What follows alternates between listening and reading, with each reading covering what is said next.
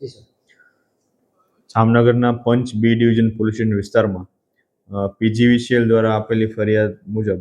તેમના જે સ્ક્રેપનો ભંગારનો જે માલ વેચવાનો બહાર આપવાનો હોય છે ટેન્ડર મુજબ એ મુજબમાં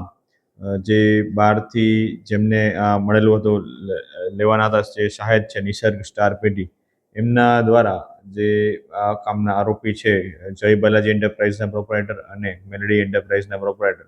અને બાકી જે તમામ તપાસમાં ખુલે એ તમામ વિરુદ્ધ ફરિયાદ આપવામાં આવી છે કે જ્યારે આ પીજીવીસીએલ દ્વારા આશરે 60,000 કિલો નો જે સ્ક્રેપનો માલ આપવામાં આવેલો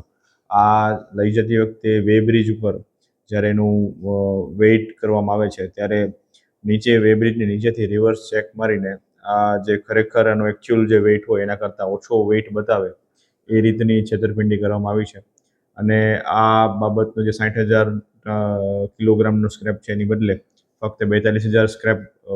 કિલોગ્રામ સ્ક્રેપ બતાવી આશરે 18,000 કિલોગ્રામ જેટલા એલ્યુમિનિયમના સ્ક્રેપનું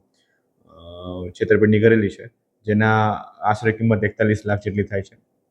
તો આ બાબતની તપાસ હાલ પંચમી ડિવિઝન પોલીસ સ્ટેશનમાં નોંધાયેલી છે અને આમાં જામનગર આરએસઓમાંથી જૂના એલ્યુમિનિયમ વાયરનો સ્ક્રેપ ઉપાડવા માટેનું એક ટેન્ડર એમએસટીસીના પ્લેટફોર્મમાંથી નિસર્ગ સ્ટાર એલએલપી નામની કંપનીને મળેલું હતું. આ માટેના મટીરિયલના પૈસા એમને પીજીવીસીએલમાં જમા કરાવેલા હોય એના અનુસંધાને એમને 82.303 મેટ્રિક ટન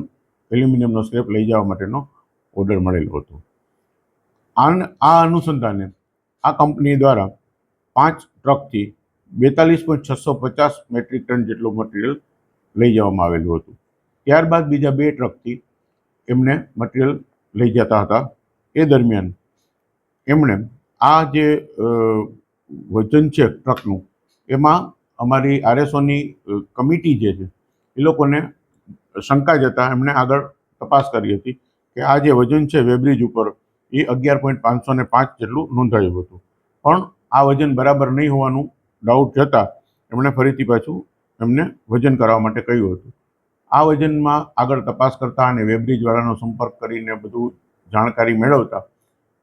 સ્ટોરના સ્ટાફને, કમિટીને અને વેબ્રિજવાળાને બધાને જાણકારી થઈ હતી કે વેબ્રિજના કાંટામાં સ્ક્રેપ જે લઈ જવાવાળી કંપનીઓ છે એ લોકો કોઈ ચાળા કરે છે, અટક ચાળા કરે છે અને વજન છે એ ખોટું નોંધાય એવી કોઈ છેતરપિંડી કરી રહ્યા છે. આ બધું જાણમાં આવતા આ બધી વાતની વિગત છે એ અમે પોલીસને જાણ કરેલી હતી અને સ્ટોરની કમિટી અને વેબ્રિજવાળા બધાએ જે કાંઈ એમની પાસે પુરાવા હતા એ પોલીસને આપેલા હતા કે આવી રીતના જે માલસામાન લઈ જાય છે એ લોકોએ વજનમાં છેતરપિંડી કરી અને કંપનીને અને બધાને છેતરવાનો પ્રયત્ન કરેલો છે. આ બધી વસ્તુ થતાં આના ઉપર પોલીસે તાત્કાલિક તપાસ હાથ ધરી છે અને એની ઉપર આગળ કાર્યવાહી કરી રહી છે. આનાથી જે કંઈ આગળનું જેટલો ટોટલ 5 ટ્રકમાં માલ લઈ ગયા છે એમાં પણ કેટલું માલમાં કેટલું વજનમાં વધઘટ થઈ છે એનો હિસાબ કરી અને કમ્પ્લીટ એનો તારણ કાઢી અને સ્ટોરની કમિટીએ નક્કી કર્યું છે એ પ્રમાણે 41 લાખ રૂપિયાનું મટીરિયલ છે એનું ફરક આવે છે.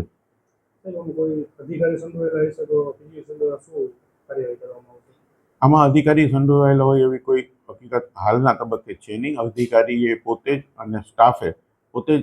આ જે છેતરપિંડી છે એની સાથે થયેલી એને ઉજાગર કરી છે અને એમની સતર્કતા અને એમના અનુભવને કારણે જ આ વસ્તુ અમે પકડી શક્યા છીએ. પણ આમ છતાં એમની કોઈનું ઇન્વોલ્વમેન્ટ હોય તો ને